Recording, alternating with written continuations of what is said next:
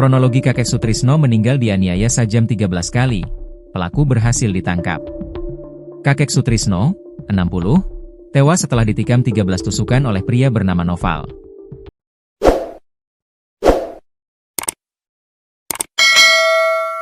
Peristiwa terjadi di rumah korban di Lubuk Linggau, Sumatera Selatan, Sumsel, pada Minggu, 11 Januari 2026, pagi.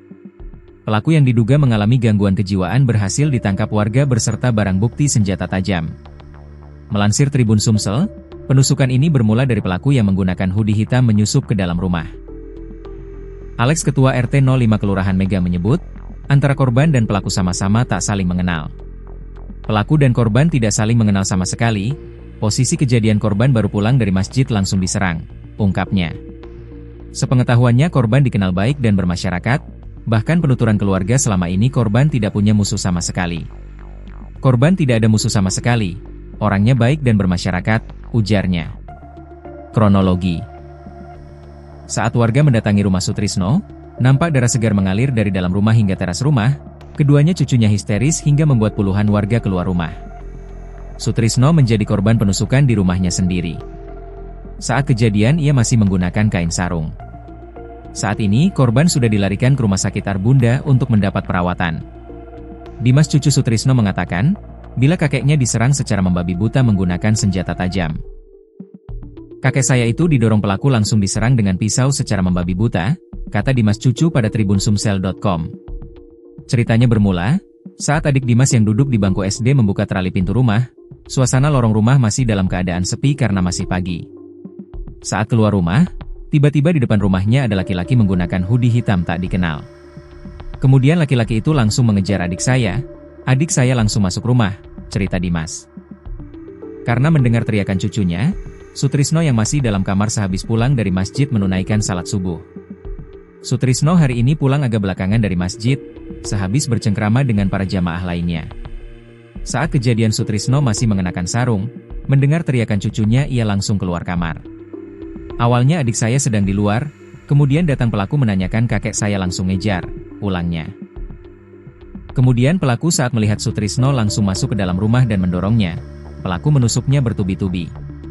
Kakeknya langsung melawan, ia menendang pelaku hingga terjatuh, namun pelaku kembali menyerangnya dengan pisau. Pelaku itu terus saja menusuk kakek saya.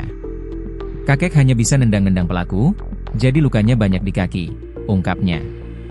Dimas yang melihat kakeknya diserang orang tak dikenal langsung meminta pertolongan warga sekitar. Warga pun melihat kejadian itu, ada yang langsung menyelamatkan Sutrisno ke rumah sakit dan mengejar pelaku. Setelah pengejaran pelaku berhasil diamankan warga beserta senjata tajam miliknya, ujarnya. Berikut adalah 10 fakta dari tragedi penganiayaan kakek Sutrisno di Lubuk Linggau. 1. Identitas korban dan pelaku. Kakek Sutrisno, seorang pria berusia 60 tahun, menjadi korban pembunuhan tragis di kediamannya sendiri. Peristiwa memilukan ini terjadi di wilayah Kelurahan Megang, Kota Lubuk Linggau, Sumatera Selatan. Di sisi lain, pelaku penyerangan telah teridentifikasi sebagai seorang pria bernama Noval. Berdasarkan keterangan awal, pelaku diduga kuat mengalami gangguan kejiwaan saat melakukan aksi nekat tersebut. 2 waktu dan lokasi kejadian. Peristiwa berdarah ini terjadi pada Minggu pagi, 11 Januari 2026. Suasana yang seharusnya tenang di pagi hari berubah menjadi mencekam ketika aksi kekerasan berlangsung di rumah korban. Lokasi kejadian tepatnya berada di RT 05 Kelurahan Megang. Penyerangan bermula ketika korban baru saja kembali ke rumah setelah menunaikan kewajiban ibadahnya di masjid setempat. 3 jumlah luka tusukan yang dialami. Kakek Sutrisno mengalami luka yang sangat parah akibat serangan senjata tajam secara membabi buta. Tercatat ada sekitar 13 tusukan yang bersarang di tubuh korban akibat serangan tersebut. Banyaknya luka tusukan ini menunjukkan betapa brutalnya aksi yang dilakukan oleh pelaku. Sebagian besar luka ditemukan di bagian kaki karena korban sempat berupaya memberikan perlawanan dengan cara menendang pelaku. 4. Pelaku menggunakan penyamaran. Dalam melancarkan aksinya, pelaku datang ke lokasi dengan penampilan yang mencurigakan. Noval diketahui menggunakan pakaian berupa hoodie berwarna hitam untuk menutupi identitasnya saat menyusup. Kehadiran pria berhoodie hitam ini pertama kali disadari oleh cucu korban yang masih duduk di bangku sekolah dasar. Pelaku terlihat sudah bersiap di depan rumah saat suasana lingkungan sekitar masih sangat sepi. 5. Hubungan antara korban dan pelaku. Berdasarkan keterangan dari Alex, ketua RT setempat, tidak ada hubungan pertemanan maupun kekerabatan antara keduanya. Antara kakek Sutrisno dan Noval diketahui sama sekali tidak saling mengenal. Hal ini memperkuat dugaan bahwa serangan tersebut dilakukan secara acak atau tanpa motif dendam pribadi yang jelas. Keluarga juga menegaskan bahwa selama ini Sutrisno dikenal sebagai sosok yang baik dan tidak memiliki musuh. 6. Kronologi awal penyerangan. Aksi kekerasan ini dimulai saat cucu perempuan Sutrisno membuka terali pintu rumah di pagi hari. Tiba-tiba, ia dikejar oleh pelaku yang sudah menunggu di luar, sehingga ia lari masuk ke dalam rumah sambil berteriak histeris. Mendengar teriakan ketakutan cucunya, Sutrisno yang saat itu masih mengenakan kain sarung segera keluar dari kamarnya. Namun, begitu melihat korban, pelaku langsung mendorong dan menyerang korban secara bertubi-tubi menggunakan pisau.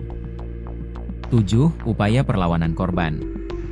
Meskipun sudah berusia lanjut dan diserang secara mendadak, kakek Sutrisno sempat berusaha membela diri. Ia mencoba menghalau serangan pelaku dengan cara menendang pelaku hingga terjatuh ke lantai. Sayangnya, pelaku yang memegang senjata tajam kembali bangkit dan terus menghujamkan pisaunya ke arah korban. Karena posisi korban yang berusaha menangkis dengan kaki, bagian bawah tubuhnya menjadi area yang paling banyak menderita luka robek. 8. Saksi mata di lokasi kejadian.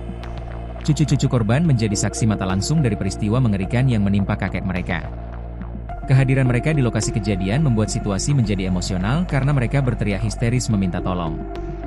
Dimas, salah satu cucu korban, adalah sosok yang kemudian berlari keluar rumah untuk memanggil warga sekitar. Teriakan dan laporan Dimas inilah yang memicu warga sekitar untuk segera datang memberikan bantuan. 9. Kondisi tempat kejadian perkara, TKP. Kondisi di dalam rumah korban dilaporkan sangat mengenaskan sesaat setelah kejadian. Darah segar terlihat mengalir deras mulai dari bagian dalam ruangan hingga merembes ke area teras rumah. Warga yang datang ke lokasi menemukan korban dalam kondisi bersimbah darah namun masih sempat dievakuasi. Korban segera dilarikan ke Rumah Sakit Arbunda untuk mendapatkan pertolongan medis darurat, meski akhirnya nyawanya tidak tertolong.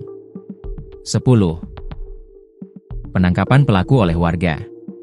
Setelah melakukan aksi kejinya, pelaku sempat berusaha melarikan diri dari kejaran massa. Namun, berkat kesigapan warga yang mendengar teriakan cucu korban, pelaku berhasil dikepung dan diamankan. Warga juga berhasil mengamankan barang bukti berupa senjata tajam yang digunakan pelaku untuk menganiaya korban. Pelaku beserta barang bukti tersebut kemudian diserahkan kepada pihak kepolisian untuk diproses lebih lanjut.